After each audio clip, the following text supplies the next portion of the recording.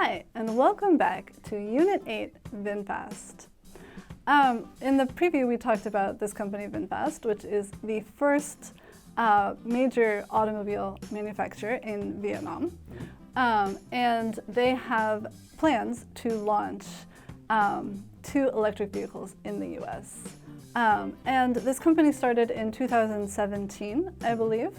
And they made kind of a practice of hiring lots of foreign workers, not just as advisors, but as full-time employees to help grow their technology. And they also had partnerships with European automobile makers, such as BMW, to license their technology and other designs, etc.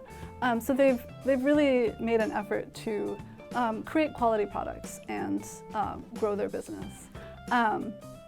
And so they have unveiled these 2 electric car models at the Los Angeles Car Show last month.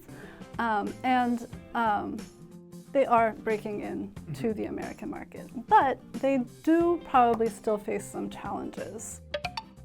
License. License. Unveil. Unveil. One of those is the history between the US and Vietnam.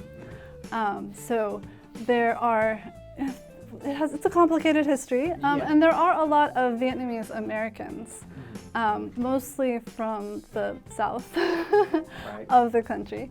And they are staunchly anti-communist. And the country now is developing and growing, but still hasn't quite thrown that kind of communist image. Staunchly. Staunchly. So there's fear that those kinds of people might still have some prejudice against Vietnam these days.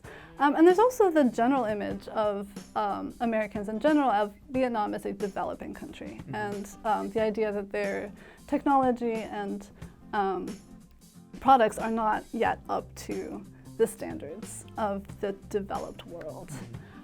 So they will have to overcome that kind of prejudice and image. But Korea, for example, and Japan before that also had that image of being a developing or less developed technology-wise. And they were able to overcome that and are now, major world manufacturers of cars and mobile phones and multiple things. So there is some thought that Vietnam will be able to do likewise. Likewise. Likewise.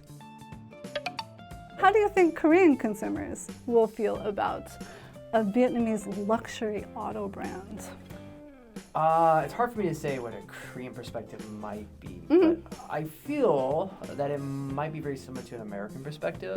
It kind of catches you off guard of like, oh, there's a Vietnamese luxury product. Right.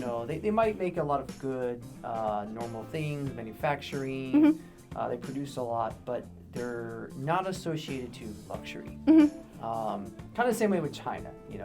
China is having a hard time to overcome that, luxury hump, we could say, a barrier in people's perspective. But I think, it might take them a while because so far even electric vehicles in Korea, besides like the Hyundai as well as Tesla, there's not that many. True. And so the market perception or people buying those is not as high as the US per se.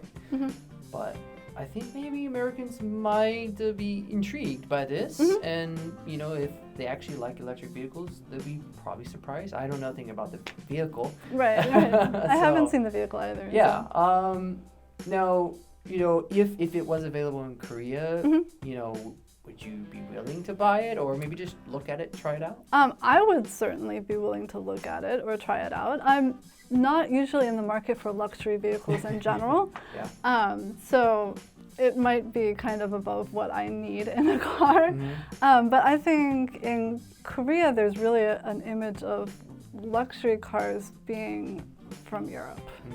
True. And I think that there's a strong kind of ranking of brands in Korea. So I'm not sure how open they'll be to a Vietnamese luxury brand right away. I think it'll take time to break in. So Korea, from what I've seen, really enjoys Korean cars. And if they want to, upgrade and go luxury, they're going to go to Europe. Even, Japan is suffering due to the relationship there. So looking to Vietnam, it's going to take time, I think, to overcome that kind of thing. So that is all for Unit 8, VinFast, and we'll see you in the next video.